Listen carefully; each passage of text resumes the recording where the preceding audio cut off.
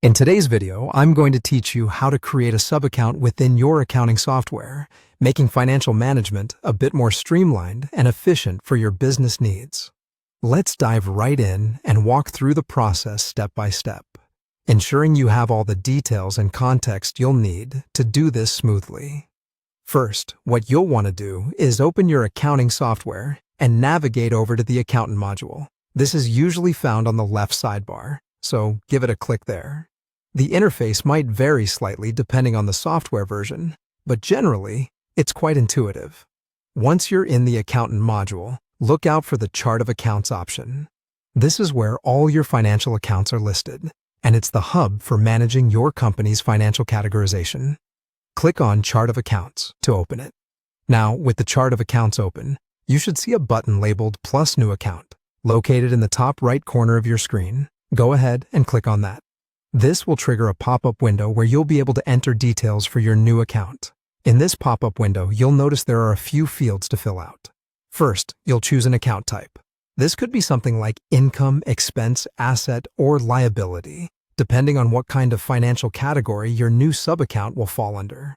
It's important to select the correct type to ensure accurate financial reporting. Once you've picked the appropriate account type, you'll need to enter a descriptive account name. The account name should clearly represent the purpose of this sub-account to avoid any confusion later on. Next, you'll see an option that says, Make this a sub-account. Tick this box. This step is crucial because it will allow your new account to be associated with a parent account, keeping your financial records neatly organized. After checking that box, a drop-down menu will appear where you can select the parent account. Choose the existing parent account that your sub-account will fall under. This organizational structure helps in understanding and analyzing your financial data more comprehensively.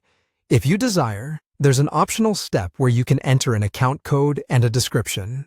Account codes might be used for internal reference or tracking purposes, and descriptions can provide additional context for the account, making it easier for other users or stakeholders to understand its purpose. Finally, with all your details correctly entered, take a moment to review everything. Once satisfied, you can click Save. This action finalizes the creation of the sub-account, making it a part of your financial structure. And there you have it. You've successfully created a sub-account. Following these steps will ensure that your accounting records remain clear and well organized, providing insight and ease for managing your business's finances. Be sure to explore other features within your accounting software to continue optimizing your financial management processes. Thanks for tuning in and happy accounting.